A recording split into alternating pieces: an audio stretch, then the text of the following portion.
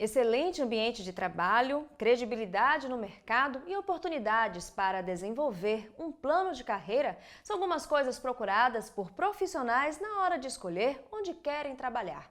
Mas como será a empresa dos sonhos para as próprias empresas? Esse é o tema do CRA Entrevista de hoje, mas antes de começar o programa, não esqueça de curtir o nosso vídeo, de se inscrever no canal a serviço da administração e de ativar as notificações.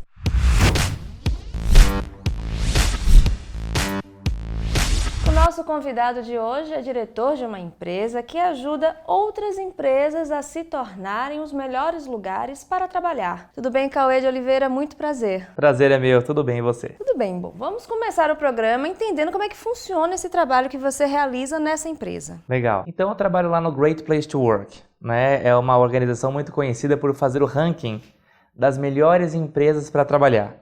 A gente faz esse trabalho aqui no Brasil e no mundo, 61 países ao redor do mundo que fazem parte, né, dessa história de Great Place to Work. Somos originários dos Estados Unidos e nesses últimos mais de 20 anos aqui no Brasil, a gente tem aprendido muito com essas empresas que constroem excelentes lugares para trabalhar, ou Great Places to Work, e também aprende com aquelas que não conseguiram construir. Qual o segredo que está por trás dessas empresas? Esse é o grande ponto, esse é o grande mote. E a partir do momento desse ranking, as empresas fazem o que a gente chama de pesquisa de clima internamente com a nossa ferramenta, não é?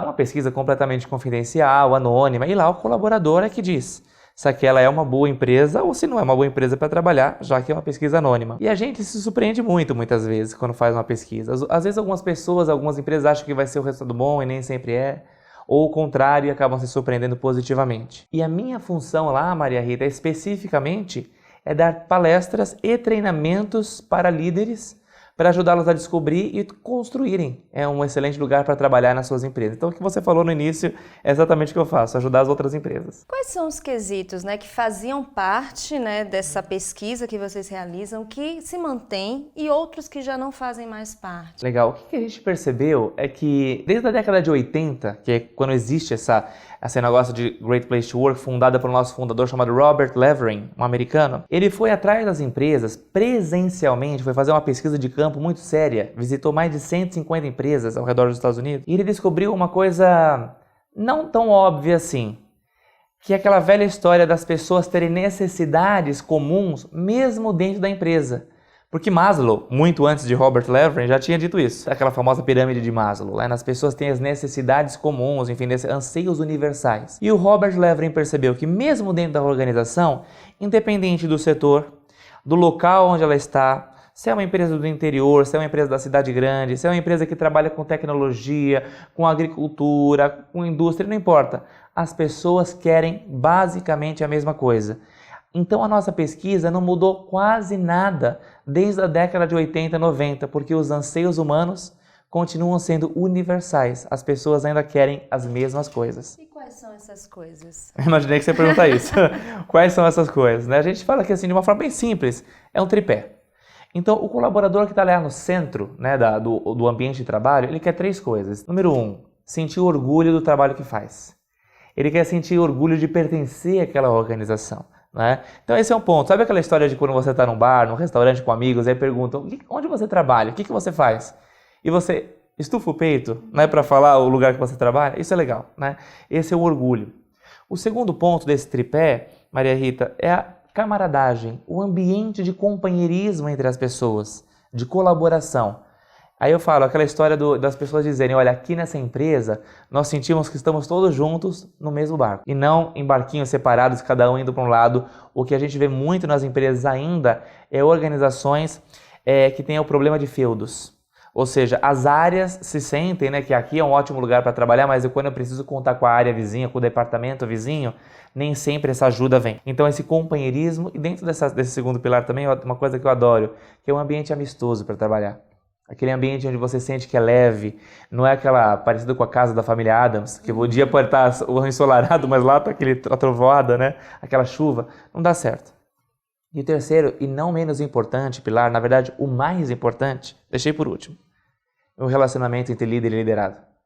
O relacionamento dos gestores com os seus colaboradores, e a gente chama esse relacionamento de confiança. É a palavra-chave do Great Place to Work. Você estabelecer uma relação de confiança com seus colaboradores e vice-versa porque isso faz com que eles queiram atingir os objetivos, isso vai fazer com que o seu gestor consiga que as pessoas para as quais trabalham deem o melhor de si e queiram dar o melhor de si, não tenham que dar o melhor de si. É o que eu brinco quando eu dou palestra, eu falo que é o BO, não um boletim de ocorrência, mas o brilho no olho, né? E por fim, que elas trabalhem juntas como uma equipe, uma grande família. Essa é a grande história. Desses 3 pilares, qual é o mais difícil, né, de uma empresa alcançar? Imagina, liderança. Imaginei. Não é à toa que boa parte das empresas, quando recebem o resultado, se deparam com um gap importante do relacionamento dos líderes com os seus colaboradores, né? E esse gap, muitas vezes, é um gap comportamental. Eu tenho líderes bons técnicos, mas que não têm as competências de liderança as quais nós procuramos. Que competências são essas? Competências como saber inspirar as pessoas, se comunicar muito bem, agradecer o bom trabalho, enfim, celebrar as boas conquistas, né? Uma das coisas mais importantes, no meu ponto de vista, desenvolver os colaboradores, né? Aplicar treinamento, dar feedback. Todas as competências que nós conhecemos como liderança são essas que são ainda, depois de mais de 30, 40 anos, as pessoas falam, ainda esse é o problema? Ainda esse é o grande problema das empresas. Ainda falando sobre esses pilares, quais são as principais modificações, né, que uma empresa pode fazer para estar nesse estágio de empresas do sonho, né? Olha, alguns imaginam que é pintar a parede colorida, que é colocar jogo de videogame, que é botar escorregador ao invés de escada. Isso não está errado, esse é um estilo de uma empresa, né? Por exemplo, o famoso Google que faz isso, né? Mas isso é apenas a casca do que constrói um Great Place to Work. E o que as empresas precisam entender, o que mais precisa ser modificado numa organização é o relacionamento entre as pessoas. Porque quantas e quantas vezes eu já visitei empresas que não tem nada disso que eu comentei agora, um ambiente mais sério, mais sóbrio, mas que as pessoas sentem que ele é um grande lugar para se trabalhar. Ao contrário, também é verdade. Às vezes uma empresa que tem aquela imagem, parece ser maravilhosa, mas quando você vê, tem muito favoritismo, né? Tem uma relação não saudável com as pessoas. Então, o que mais precisa modificar, repito, ainda é o ponto da pergunta anterior, é uma liderança que valoriza pessoas e um ponto que eu gostaria de adicionar aqui, propósito, claro. O que a gente mais percebe nas melhores empresas para trabalhar, elas conseguem delinear para os seus colaboradores qual é o propósito, o porquê que essa organização existe. Se ela não existisse, que falta faria para o mundo? Então elas deixam isso muito claro. E a partir dali as pessoas conseguem trabalhar por um propósito, algo muito maior do que o dia a dia delas mesmas. Eu falei o termo sonho. É equivocado a gente relacionar assim uma empresa, essa é a empresa dos meus sonhos? Ou sim, as pessoas têm que de fato entenderem que um ambiente de trabalho também pode ser um lugar dos sonhos para se trabalhar? A empresa do sonho é aquela que é boa para você. Não o que é uma boa empresa para a mídia, uma boa empresa para, sei lá, uma empresa que ganha milhões, não importa. É o que é importante para você. Que pode ser, a empresa dos seus sonhos pode ser o seu trabalho voluntário. A empresa dos seus sonhos pode ser trabalhar numa empresa multinacional. A empresa dos seus sonhos pode ser você trabalhar autônomo por você mesmo. Você é quem deve criar aquele ambiente. Mas é claro, as organizações não são bobas. E elas entendem quais são os grandes aspectos que fazem as pessoas quererem trabalhar. O que no mundo do RH o pessoal chama de employer branding, que é aquela coisa da marca empregadora, que é ser a empresa dos sonhos a se trabalhar. E a partir dali, algumas coisas ajudam, como por exemplo, o prêmio do Great Place to Work, das melhores empresas para trabalhar. E o grande ponto é quem diz se aquela é uma boa empresa para trabalhar ou não, não é o Great Place to Work, não sou eu que estou avaliando, é o colaborador que lá trabalha. Alguns falam assim, mas como que aquela empresa é uma boa empresa para trabalhar? Já ouvi falar tanta coisa dessa empresa, isso ou aquilo outro. É porque aquela é uma boa empresa para trabalhar para quem lá está, e não para quem está olhando de fora. Então, uma das práticas que as melhores empresas para trabalhar mais fazem é essa que eu vou contar agora. Contratar com foco na cultura. Ou seja, eu vou trazer para o meu time ou para a minha família pessoas que vão combinar com o nosso jeito de ser. Mesmo que esse jeito de ser não combine com outras pessoas. Por exemplo, eu olhando e falo, poxa, isso não combina nada comigo. Então, para mim, talvez aquele não fosse um Great Place to Work. Mas eles trazem pessoas que combinam com aquele lugar. Então, o colaborador é o grande termômetro para uma empresa saber se é ou não um bom lugar para se trabalhar? É o termômetro que mais pesa, não é o único. Na nossa metodologia, 2/3, ou seja, boa parte, né, mais do que a metade, é o peso, é o colaborador quem diz se é uma boa empresa para trabalhar ou não. E o outro, 1/3, uma outra parcela, a gente chama das políticas e práticas daquela empresa. Essa empresa tem ou não boas práticas, chama de práticas culturais, né?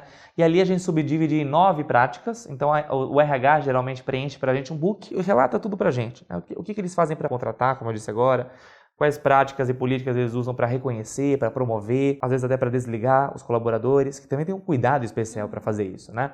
E a partir desse momento em que a gente avalia as práticas, a gente atribui também uma nota para essa organização, e aí as 2 notas compostas geram um ranking das melhores para se trabalhar. Uma vez diagnosticada, a empresa descobriu, né, que não estava muito no perfil de uma boa empresa para se trabalhar. Qual é o perfil do funcionário, do colaborador que ela vai querer agora? O grande ponto que ela tem que procurar, qual é a cultura dela? É identificar qual é o propósito, qual é a nossa cultura, quais são os nossos valores. A partir do momento que isso estiver bem delineado, eu preciso entender quem dentro da minha organização está dentro e quem está fora. E quem está fora, também não estou dizendo que tem que cortar essas pessoas, mas tem que fazer um convite muito sutil, para que elas entrem nessa cultura. Eventualmente, algumas pessoas não vão entrar, mas aí o grande ponto é você conseguir desenhar bem. E aí sabe o que acontece, Maria Rita? Quando a cultura está bem desenhada, vira como se fosse, as pessoas que não combinam com aquela organização, é como se fosse um vírus que entra no seu corpo. O seu próprio corpo expulsa, né? Tem mecanismo que expulsa. A cultura de uma organização, quando ela é forte, ela consegue expulsar aqueles vírus, entre aspas, ou seja, pessoas que não combinam com aquele lugar. E não tem nada de errado não combinar com aquele lugar, né? Tem tantas empresas, tantos perfis, mas a partir dali ela tem que identificar o seu perfil e trazer pessoas que combinam com esse. Tudo isso que a gente conversou até agora independe do segmento da empresa? Independe. A gente fala que um Great Place to Work pode ser qualquer empresa, de qualquer setor, de qualquer tamanho e de qualquer segmento, como você falou. Inclusive, nós temos até rankings, não só a nível nacional, como por exemplo as melhores empresas do Brasil para se trabalhar, que é o nosso ranking mais almejado pelas empresas, né? É como se fosse, na gíria do futebol, é o Campeonato Brasileiro. Nós também temos rankings setoriais. Então a gente faz o ranking das melhores empresas da tecnologia, a gente faz o ranking das melhores empresas do ramo da saúde para se trabalhar. Recentemente fizemos o ranking da hotelaria, então os hotéis, os melhores hotéis, e assim vai. Então assim, do ramo financeiro, então a gente consegue fazer com vários setores, né? Então isso é muito importante, qualquer setor pode participar, não existe muito um perfil, existe o perfil do colaborador. E em qual setor estão as melhores empresas para se trabalhar? Varia muito, mas se eu tivesse que dar um destaque especial, eu daria para 2. Tecnologia é um ambiente que é muito diverso, né? Eles trabalham muito com a diversidade, muito com o mundo do futuro, trabalham muito forte com essas coisas mais modernas que a gente vê em ambiente de trabalho. E um segundo setor que eu geralmente percebo práticas muito boas é o setor da saúde. Até porque, como a gente fala que tem que ter um propósito claro, quem trabalha com a saúde sabe o que está fazendo ali. Está salvando vidas, né? Está ajudando na cura das pessoas, na qualidade de vida das pessoas. Então o pessoal tem um propósito muito forte. Principalmente as farmacêuticas, eu tenho percebido, eles têm grandes práticas, né? Boas práticas, até uma concorrência forte entre elas para ver qual é a melhor. Tem notas muito boas. Mas todos os rankings, né? Tá nosso ranking, todos os setores, desculpa. Nosso ranking tem vários setores, mas se eu desse um destaque assim, primeiramente, seria saúde e tecnologia. Recentemente a gente conversou com um expert em liderança e ele falou justamente dessa questão do propósito, que Bacana. um grande problema das empresas hoje é que elas não sabem definir o propósito, elas confundem muito com meta, com objetivo. Dá uma dica para quem está nos assistindo, para aquele gestor que está falando, nossa, eu nunca pensei nisso, como é que eu posso definir o propósito da empresa que eu trabalho? Grandes empresas, eu creio que não tem muito essa dificuldade, porque quando eu tenho uma empresa média ou grande porte, tem aquela famosa história que a gente aprende lá no marketing, quando está na faculdade, toda que é a missão, né? Qual é a missão da minha organização? Mas também tem que tomar cuidado com a missão, porque às vezes tem empresas que escrevem missão de 6, 7 linhas, ninguém sabe qual é a missão da empresa. É importante que a missão seja desenhada de uma forma que todo mundo possa dizer, não estou dizendo decorar a missão, mas dizer o porquê que a empresa existe. Eu vou dar um exemplo de uma grande empresa, a Disney. Você fica pensando, qual será que é a missão da Disney? Deve ser uma coisa comprida. 3 palavras. Alegrar as pessoas. Essa é a missão da Disney. Qualquer pessoa que está lá, desde o faxineiro, até a pessoa que está se vestindo de personagem, até a pessoa que vai recepcionar as pessoas no ambiente, no parque, sabe que está ali por uma causa. Uma causa, acho que é uma palavra importante, né? Alegrar as pessoas. Se tiver tempo, uma rápida história, eu ouvi recentemente um relato de uma colaboradora que trabalhou por 55 anos na Disney. Repito, 55 anos na mesma empresa. O trabalho dela no primeiro dia de trabalho. Pegaram o ingresso da pessoa que comprou, para ver se ela estava tudo certinho e permitia essa pessoa entrar no parque. Então ela trabalhava na portaria do parque. Último dia de trabalho dela, fazia a mesma coisa. Pegava o ingresso, via se estava tudo direitinho e a pessoa entrava no parque. Ela ficou, Maria Rita, 55 anos fazendo a mesma coisa. E perguntaram para ela, você não teve vontade de ir para outras áreas? Aliás, você não teve convite para ir para outras áreas? Ela falou, tive, mas eu neguei. E perguntaram, por que você negou esse convite? Ela disse, porque senão eu perderia a oportunidade de dar o primeiro sorriso para as pessoas que estão entrando aqui no parque. Então, a pessoa que tem um propósito delineado, claro, ela sabia que ela estava ali para agradar as pessoas, para alegrar as pessoas. Bom, Cauê, você falou das empresas tecnológicas. As startups, elas hoje fazem parte do portfólio da empresa que você trabalha? Olha, a gente está... Porque a gente sabe que startups têm uma quantidade pequena ainda, né, de colaboradores, em sua grande maioria. E lá no Great Place to Work, a gente recentemente começou a trabalhar com empresas de pequeno porte, né? Antigamente a gente tinha uma mínima quantidade de até 100 funcionários para cima para começar a participar do ranking da pesquisa. A partir do ano finalzinho de 2017, ou seja, pouco mais do que um ano, a gente começou a fazer um trabalho de certificação. E aí esse processo de certificação é diferente do ranking, ou seja, certificar uma empresa que ela é boa para se trabalhar. O ranking é as melhores certificadas, né? E a partir desse processo de certificação, qualquer empresa que tenha de 5 funcionários para cima já pode ser certificada. Então nós temos algumas startups que já são, sim, certificadas como um ótimo lugar para se trabalhar. E quanto tempo dura, né, todo esse processo? A pesquisa é um processo que é rápido, né? Geralmente, depende do tamanho da empresa, se for uma startup, você deixa a pesquisa no ar por uma semana, quem queria responder, respondeu, né? Empresas grandes deixam cerca de 2 semanas, aí 15 dias.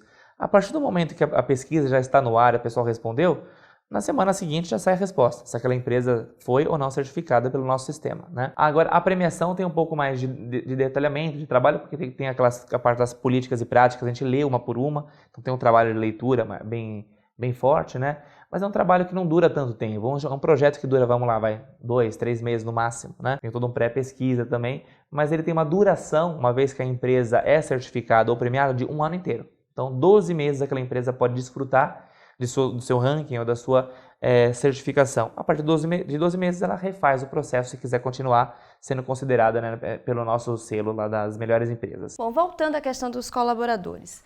Uma vez um colaborador se auto-identificando como não participante daquele novo perfil, daquela nova cultura, mas ele não quer abrir mão da empresa que ele trabalha, porque ele acredita, porque criou vínculos, enfim.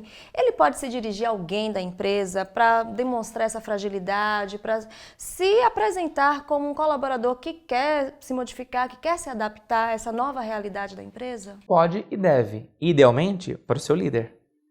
Agora, para isso, tem que ter aquele pilar que eu comentei no início da nossa entrevista, confiança. Porque se eu não tiver a confiança com o meu líder ou com a minha líder para falar isso, que é uma coisa tão difícil, né? É uma conversa difícil, vamos dizer assim, ele vai se calar. Ou vai se calar ou vai falar com quem não deveria, com alguém de fora, enfim, ou seja, com quem não vai poder ajudá-lo. Em última instância, em geral, também eles buscam um departamento de recursos humanos. Né, se for um departamento próximo também para falar, mas idealmente deveria ser o seu gestor ou gestora. Cauê, o que é que você está lendo? Dá uma dica pra gente de leitura. Um livro que eu até indico muito nas palestras que eu dou, é um livro que fala sobre propósito, do Simon Sinek, que aliás é um cara fantástico, tem TED, tem entrevista deles, assim, super indico, que é o Comece pelo Porquê. Então ali nesse livro ele fala muito sobre o propósito, ele fala também no conceito que o TED dele é muito conhecido do Golden Circle, né, que é o círculo dourado. Os grandes líderes e grandes empresas começam ali pelo círculo mais central, que é o porquê. Depois eles vão para o como e finalmente eles vão para o que a gente quer fazer. Em geral a gente vai pelo contrário. O que eu quero, como, e aí depois alguns pensam o porquê, que é o propósito. Aí tem muita gente que trabalha e fala, por que você trabalha? Ah, porque eu preciso pagar minhas contas. Nessa história tem uma história bem curtinha que eu gosto de contar também, de um cara que estava varrendo o chão na NASA, na década de 60, passou uma pessoa e perguntou, por que você está fazendo? O que você está fazendo aqui? Ele respondeu, estou levando o homem para a Lua. Ele poderia ter respondido que estava varrendo o chão, mas ele estava no porquê dele, ele não estava no o que ele fazia. Outra história. Bom, durante as suas andanças por aí, palestrando, quais são as principais dificuldades que você vê os gestores, vê os empresários falarem, né, sobre essa questão de mudança mesmo, de estrutura, de perfil da empresa? O grande ponto que está assim, na ponta da língua das organizações, principalmente do top management, da alta liderança, é a transformação digital. Todos estão falando nisso, né? Como que eu posso transformar a minha organização digitalmente, como eu posso pensar nessa questão do futuro, mas poucos falam nas pessoas. E no nosso ponto de vista, o grande ponto, aliás, Alvin Toffler fala muito isso, o analfabeto do século XXI não é aquele que não sabe ler ou escrever, mas é sim aquele que não sabe reaprender, desaprender e aprender de novo. Porque tudo que a gente aprende hoje, daqui a pouco, daqui 1 ou 2 anos, já não vale mais. Então o grande ponto é transformação digital por meio das pessoas e não apesar delas. Tá. Algumas empresas querem fazer apesar das pessoas e aí acabam não tendo êxito e sucesso. E o segundo ponto que se eu pudesse destacar é a diversidade, que tem sido muito retratado, muito dito nas empresas as quais eu estou andando aí. E não é só, e repara, não é só por uma questão social, porque é bonito, porque também é, né? Porque é mais justo, porque também é, mas é porque é muito mais rentável. As empresas perceberam que os problemas estão cada vez mais complexos a partir dos tempos modernos. E se eu tiver apenas clones trabalhando na minha empresa, ou seja, pessoas iguais, elas não vão conseguir mais resolver os problemas tão complexos que o mundo está apresentando hoje em dia. Então, a diversidade também tem sido um ponto muito importante. Aí você vai lá e pergunta para aquele gestor, por que você contratou essa pessoa? Ele responde, porque ela era muito igual a mim. Por isso eu contratei. Típico, não é? E aí a gente não consegue ter diversidade na empresa. Muitas vezes diversidade até de pensamento. Não só as típicas, né? Diversidade de gênero, de etnia, de orientação sexual, que são super importantes, mas de pensamento também, né? E como modificar uma realidade dessa? Porque é tão intrínseca, é tão cultural. Como é que se desenvolve um trabalho assim? Inicialmente tem que ser do topo, né, da organização. Entende? Se a diretoria, se o CEO, a CEO entende que isso é importante, isso tem que ser pauta lá em cima. E a partir desse momento ser cascateado na organização e pode apostar comigo. Não será uma mudança do dia para a noite. A cultura de uma organização leva alguns anos, às vezes, até para conseguir mudar. Principalmente quando a gente fala de um ambiente de diversidade, que você quer pessoas diferentes, estimular as pessoas a pensarem diferente. Às vezes, Maria Rita, a diversidade já está na organização, só que o que não tem é a inclusão. Esse é o grande ponto. Outro dia usaram uma metáfora maravilhosa sobre diversidade e inclusão, que é a seguinte. Diversidade é você estar numa festa e convidar uma pessoa cadeirante para participar da festa. Ok. Você tem uma certa diversidade, você tem pessoas que não são cadeirantes e pessoas que são cadeirantes. Inclusão é você convidar os cadeirantes para dançar.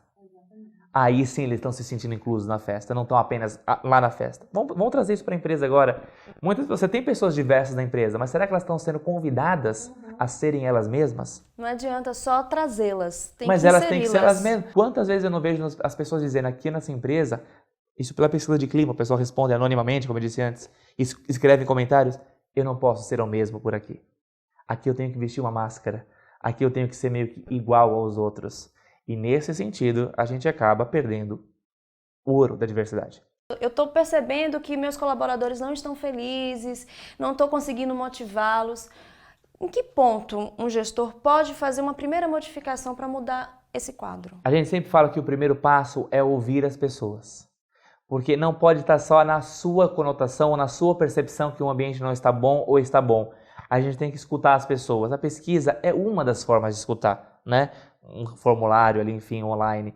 Mas uma outra forma é se aproximar das pessoas, é almoçar, é conversar, é tomar um café e entender o que está acontecendo. Para que a partir dali a real empatia, e não a falsa empatia, aconteça naquele ambiente de trabalho, né? E você consiga mudar. É um trabalho forte de liderança, de escutar e a partir daquilo que você escutou, agir. E aí as ações podem ser diversas. Né? Bom, com essa dica a gente encerra o programa. Cauê, muito obrigada mais uma vez. E eu que agradeço, obrigado pelo convite. E obrigada a você que ficou conosco em mais uma edição do CRA Entrevista. Não esqueça de curtir esse vídeo, de se inscrever no canal a serviço da administração e de ativar as notificações. Até a próxima!